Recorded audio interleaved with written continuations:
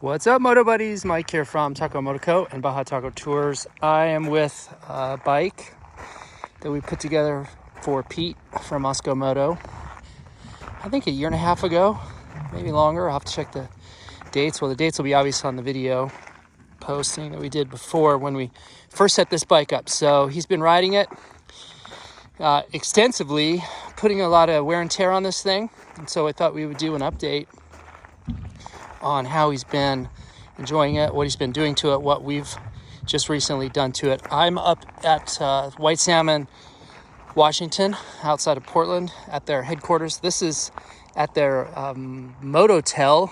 More on that in a second, and how you can take advantage of their generous offering to the moto community for lodging and accommodations that they donate into the moto ecosphere, just through their generosity and kindness. We'll touch on that in a second. So this video is about the bike here. Let's start with a few of the things. Let's go through kind of the good, the bad, the ugly, the hits and misses of the overall experience with this bike. So just starting back here at the rear end, we've got the tidy tail and the enduro plate that's magnetically attached. So when you hit the ground, the thing just sort of wobbles around, but then stays attached, and it's very sturdy, especially as you're riding down the road. Nothing, no problems with it. You've got the Graves exhaust. That's been great. Carbon is very durable. This bike has fallen over a few times, hit the ground.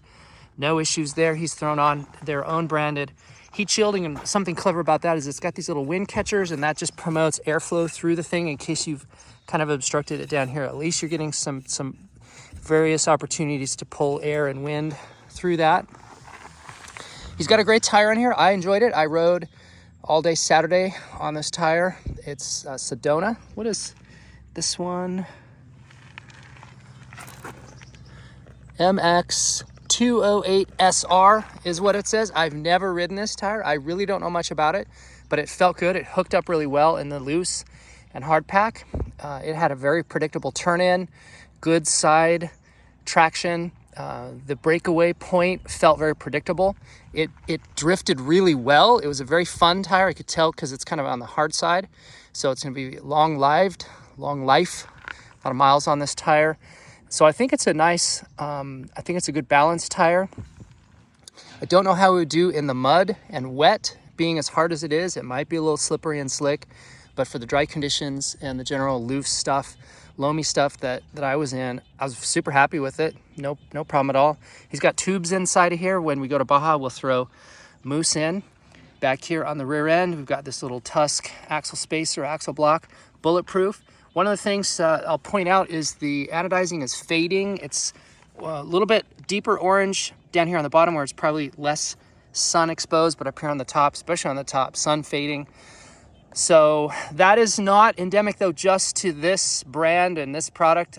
All anodizing, orange is very prone to sun fading, and so if you've got a lot of orange anodizing on your bike and you ride it a lot and the bike spends a lot of time outside, if you live in the Southwest where it's very hot and very, very sunny, that will become more of an issue for you over time. So again, this is not just specific to that brand.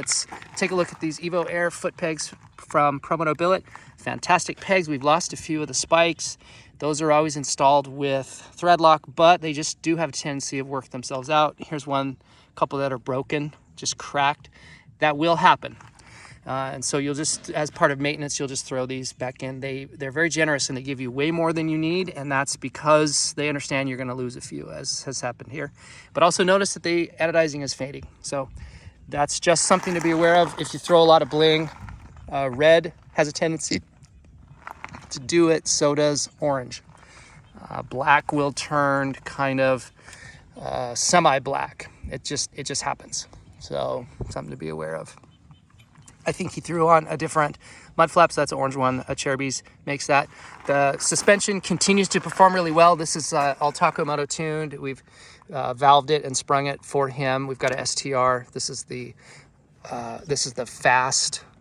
This is for the fast rebound compression adjustment, and then we've got the X-Trig preload adjuster on here, and because I'm riding it and I'm a little bit lighter than Pete, just to buy a Diet Coke or two, and this spring was really set up for when he's got his full bags and full kit on here, because I was just riding without any of that. I took out some of the preloads, so he'll just, as needed, when he gets all loaded up again, he'll just dial this, turn this 8mm screw here, and that will put some preload back in, bring the bike, the sag back up for him based on his bags and weight and loading. Molecule skid plate, love those, no problems. Arizona Ride Shop folding tip, lots of scratching on the bottom. This has done exactly what it needed to do, folded in on contact. Recluse CX clutch, flawless, no problems. Taco Moto, this is our knurled low cap, oil cap, and that's really important when you've got the P3 full shield, which we love, have these on a ton of our bikes. You just have clearance issues with your oil cap, and so this is designed to accommodate that, and then it's toolless, so you just loosen and tighten that with just finger pressure. P3 on the side guards here, love these. Again, these are just super cool, can't say enough about them. Ims Big Tank, this is the 4.5, I think it's a little under 4.5 gallons. No issues with that. The only real, any time we've got the IMS tanks on our bikes, we have a tendency, just because of me being sloppy, I guess, I will often cross-thread these. So if I have to say a word about any difference between IMS and Acerbis, I typically like the fact that the IMS have the same type of wood screws as stock tanks. The IMS have these brass inserts. I have cross-threaded them. I know other guys have, and sometimes they can pull out. So that would be something to be aware of. But if that is not a problem for you and that's not a concern, then roll the IMS, and IMS often makes bigger tanks than Acerbis. And in this instance, for the 20 plus generation 20 through 23 enduro bikes, the biggest tank you can get is the IMS as opposed to the Acerbis, which doesn't have one quite as big. Notice also, since we're here, the graphics, this is a Taco Moto graphics kit. We now make, print and customize these, and you can order this one from us. You can order all the other ones, and we'll throw a link in the notes below about that. So as I finish up on this side of the bike, I'm just taking a scan here to see if there's anything that we haven't talked about. How about these Samco hoses, Samco upgraded hoses? And we specifically recommend and use ourselves the ones that have the thermostat retention. So the thermostat is in there. We want the thermostat on our bike. We ride these as dual sports multi-season. It is not advised to run a fuel injected bike with a deleted thermostat when you're running in temperatures, say, below 65 degrees. You will have fueling issues. We've talked about this and written about this many times, and you can ask us in the comments for links to those posts. This is just part of his Mosko bag system, so he's got a tank bag that he runs. And while we're talking about tank bags, we put on our fuel vent. This is a hose that has a check valve in it, and that we block this off and we add this, and that way he can put a tank bag up on here, and then you don't have to worry about interference with that center cap vent hose. Solves that problem.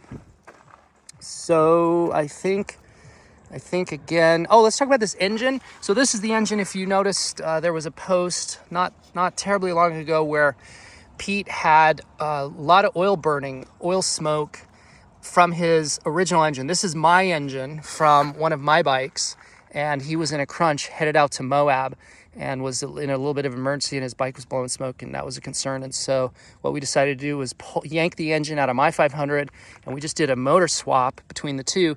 And then this continues to be my engine out of that bike in this one, and we'll just leave it like that. And then we're rebuilding his engine. We just basically had oil ring failure on that bike. These stock pistons use a single piece oil scraper ring design, and there are bazillions of bikes that have flawless performance with those and no issues whatsoever, and they never do. And then there are a small percentage of them that will have oil scraper ring issues. And when we ever go into a motor, and specifically when we do a top end, I don't reuse the stock OEM style piston. We always go with a Vertex or a Wassner, probably more with a Wassner. as those use a 3-piece oil scraper ring, which are more reliable, better performance, better durability as far as we're concerned. So that's what is happening with that engine, and we'll do some posts and videos about the progress of that build. We're doing a very high performance rebuild on that engine with some hard coatings inside, some transmission coatings, porting and polishing the head, and doing some other internal upgrades and modifications. So look for that soon. Spec bolts, we replaced all these external bolts with spec bolt. There's just kind of a dressier look. I think they look really cool. The smog delete kit, because this is a Baja bike, and so we've got the O2 deleted, and there's other little smog bits and pieces in here from Taco Moto that I see. As they come around, we'll take a look at the radiator brush guards. These are from Bulletproof, and these do a fantastic job of protecting from sticks and other things coming into the radiator. Side protection, there is massive vulnerabilities with these. We don't run these radiator guards unless we have a big tank. So on our bikes, we will select that radiator guard with this tank, but we never run these naked because of too much vulnerability on the side. Our preferred, when we're running small tanks without this extra margin of safety here, is to go with Emperor Racing radiator guards. They're a single piece to cover the entire thing. We've talked about those in other videos. Also notice that the anodizing is again fading out there, and that has nothing to do with the fact that this is a particular brand, and it has nothing to do with their quality or their techniques. It's just endemic to all anodizing, so just renoting that as we come along. Let's see, down here we've got these little Cherubies. These are really dressed. These are not super protective.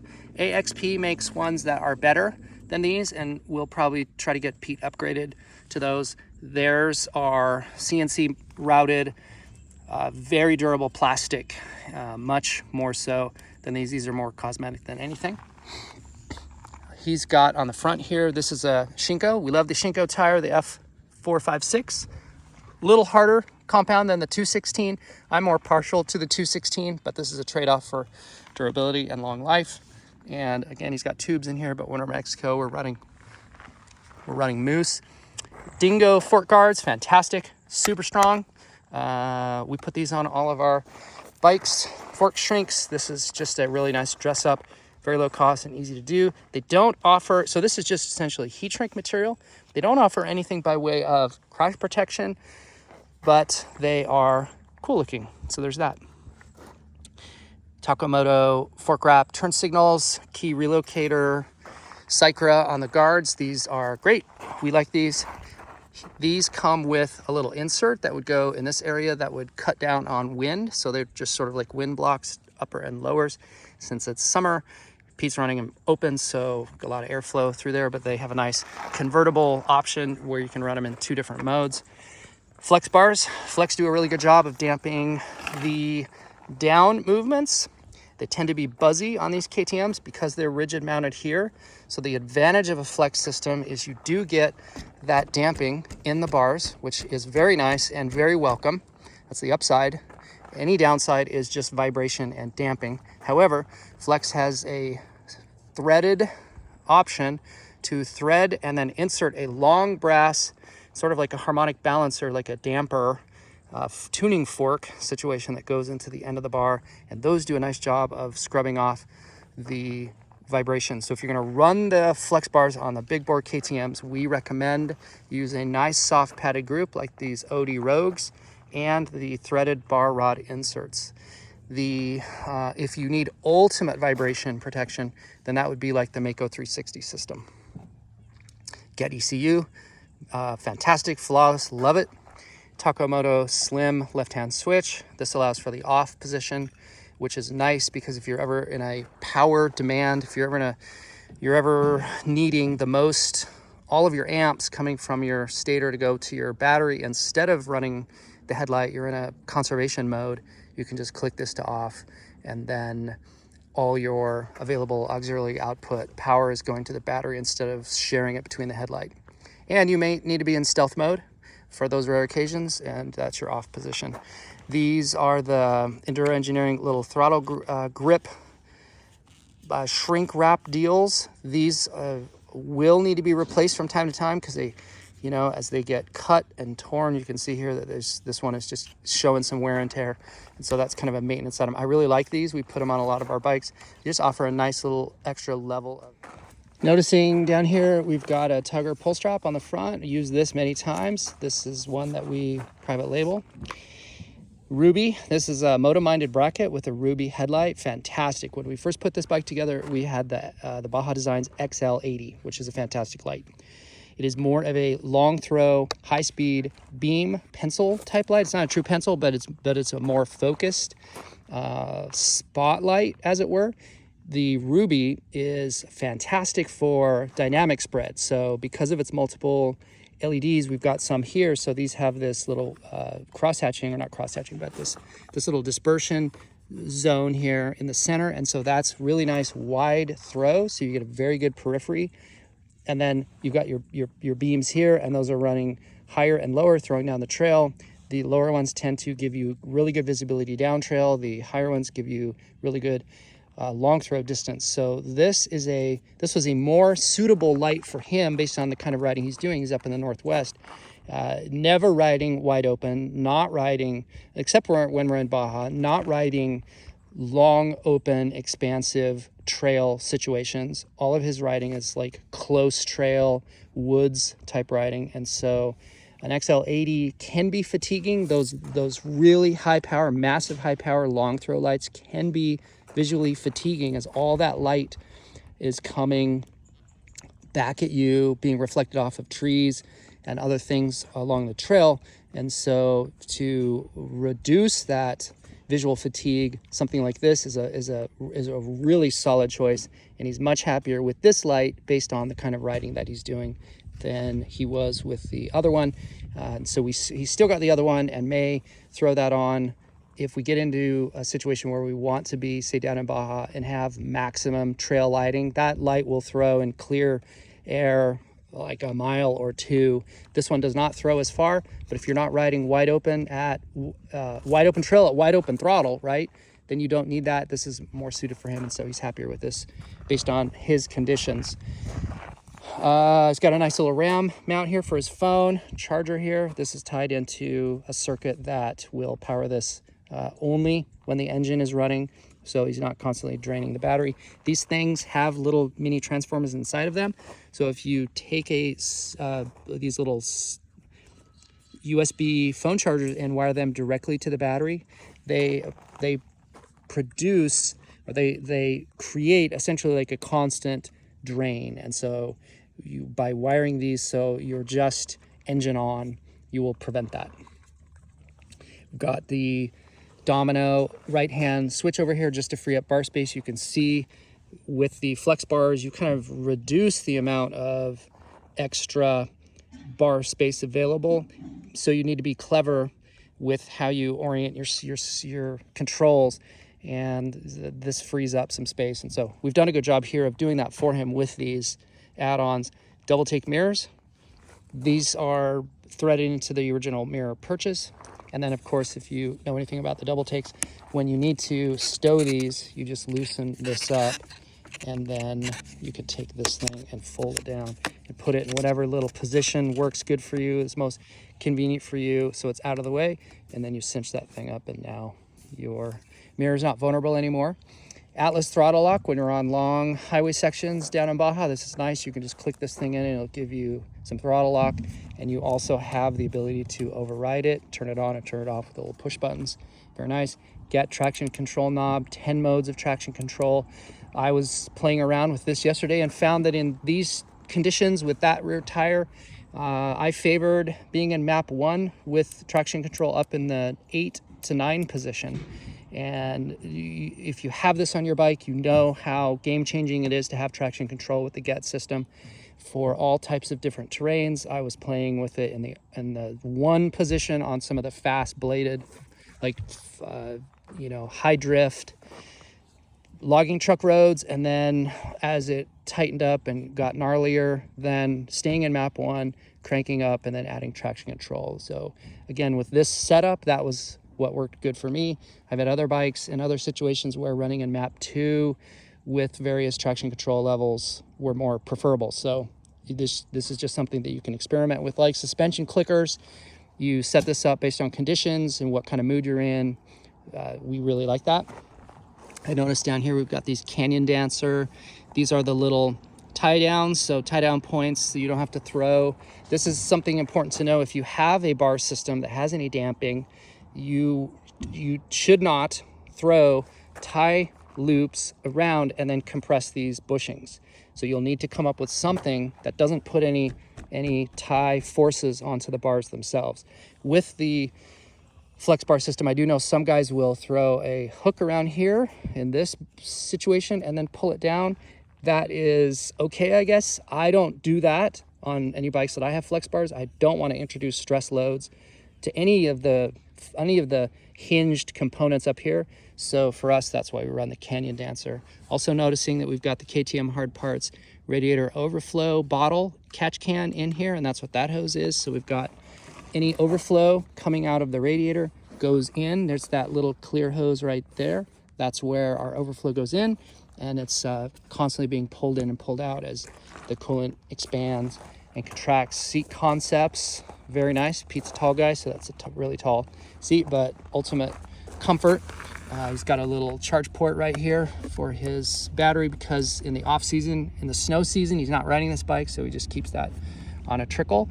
Golan fuel filter. This is the Sidewinder hose, and then down here is our Taco Moto Fuel 90 tap. He's got, what is this? This is a Warp 9 shift lever.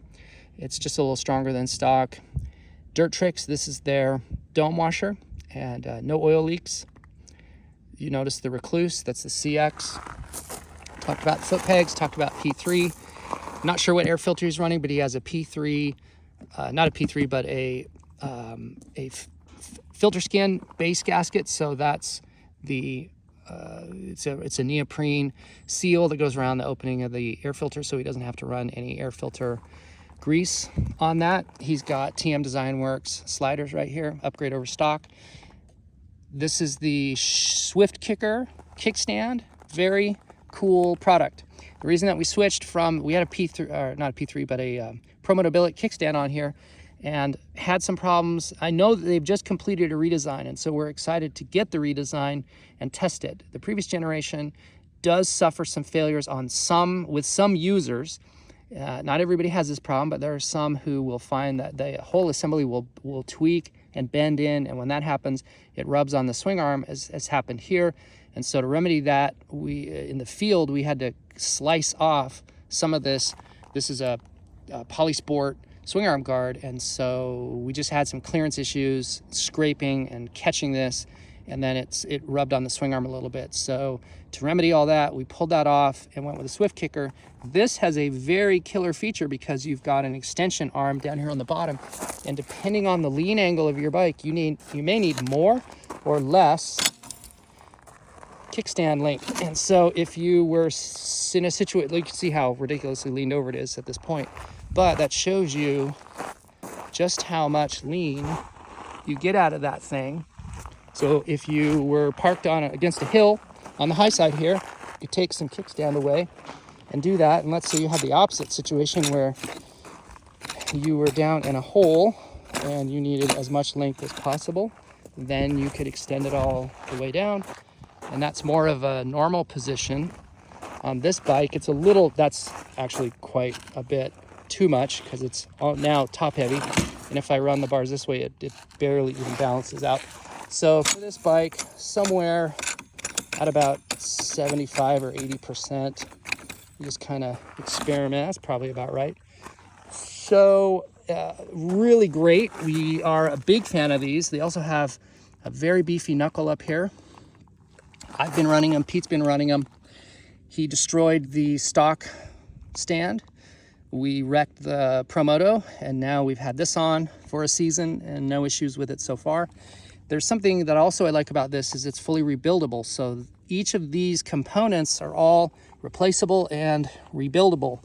So if you run into a situation where you were to wreck something on here, you could order that one piece and then rebuild it and then put it back in service at minimal cost. That's a huge upside to that stand, which I'm very, very fond of, like that.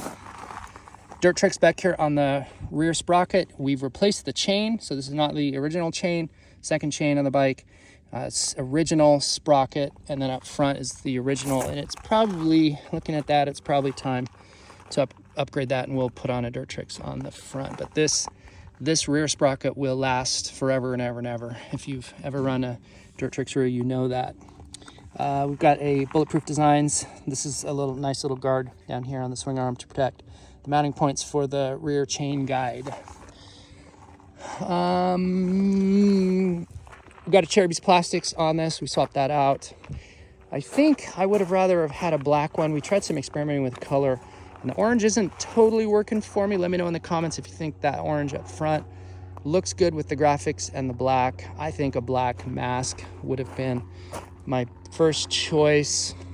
Noticing back here, STR, we have the STR, this is the disc guard, rotor guard on the front, and these are my current favorite rotor guards over anything else. They're incredibly light, massively strong.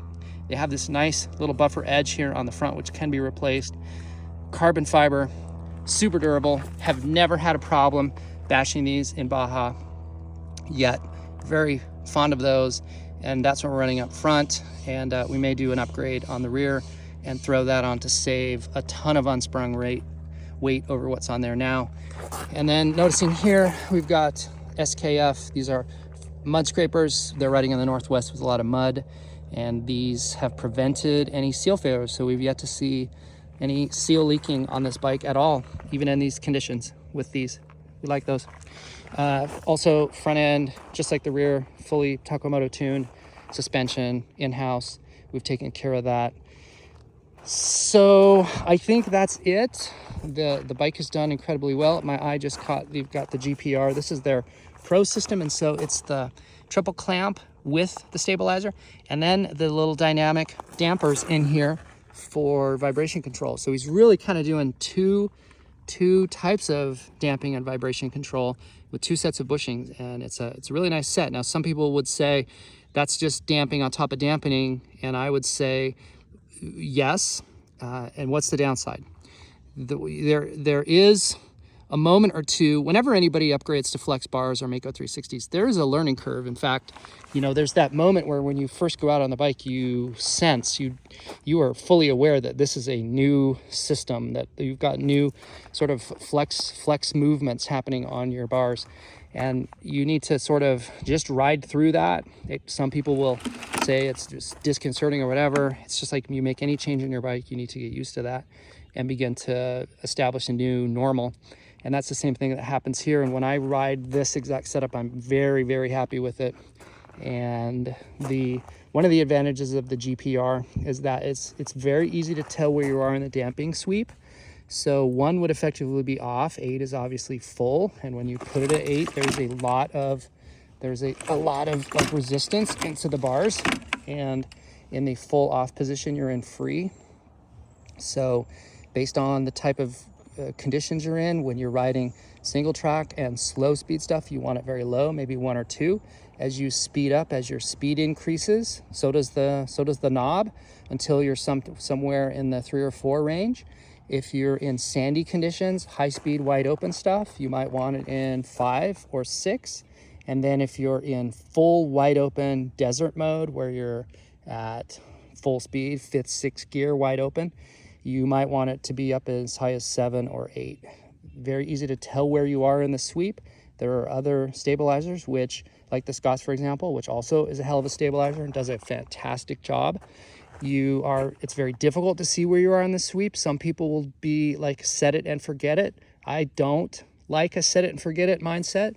Even on my Scots, while I don't know where I'm at numerically, I can sense and feel just by the movement of the bars how much influence it has over it. And I'm the type of rider who will adjust this on the fly. The GPR, because it's got the number, lets you see exactly where you are. So there is a nice little benefit to having the GPR system with the numerical dial. I think that is it. If you see anything that I forgot to talk about, please let me know that in the comments. But he's still loving this bike.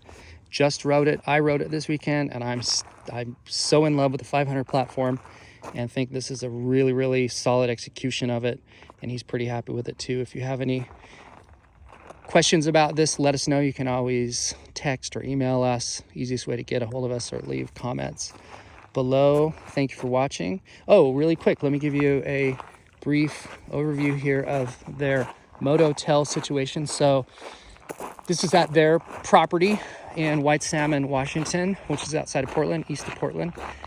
They just are wrapping up one of their events, which is why I'm here. They called it the Dusty Lizard. This is basically like a in-house, you know, they do their events in the calendar, and they go, you've seen them at probably the Overland Expo and some of the other things that they do. And so they've decided to do a new series of events. They're calling them the Dusty Lizards, and they're going to be doing like a traveling road. There's Ryan right here working hard. They're going to do like a traveling road show where this lounge situation is going to go out around the country, and they'll have ride days and some product demos, and other people will be there. I'll try to make it out to as many of them as I can. And so if you come to White Salmon and you need a place to crash, you can come and stay for free at their little, it's basically like a moto hostel. They have a very cool little food prep area right here for you to take advantage of. This is the little chill area. They have a fire pit, and they typically have like a little bar situation going here. And so you and your buddies, your ride buddies, you'll either come with your ride buddies if you have a group, or you'll meet some people who might be staying here at the same time that you are. They have at your disposal a nice little outdoor shower, which I've used numerous times through the weekend, and I dig it. Hot water, tankless hot water system, just drains out to the ground, water in the plants. And then all spread out, I don't know exactly how many little tent spots they have. I would just guess it's probably 9 or 10 or more. But through the forest here, let's go find one. They have these little cut in, very private, very awesome little tent spots. And so there could be 10 or 15 guys here at the same time, and you wouldn't even know it. It's just super lush, super beautiful. If you're like me, I mean, look, this whole area right here could be tent spots. They've got wood chips down, lots of little flat areas. Ashley's been putting out these little signs. Wallace is the name of this little camp spot. So a couple of guys could crash out here. Just really cool situation. They have 5 acres. There's kind of where we were up top a minute ago. I think this is one of the neater little secluded ones.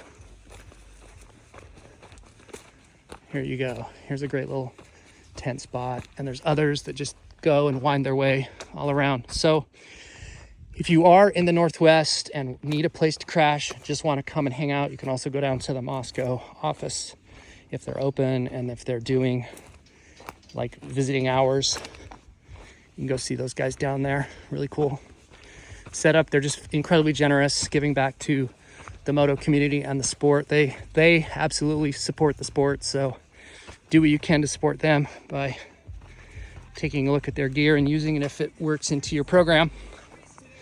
So that's it for this little adventure. Here's a great spot named Brady. How cute. I'm gonna sit right here, take a break, and enjoy the morning. So, like and subscribe. Thanks for watching. Just like these Mosko guys and others like them, go out and get some adventure.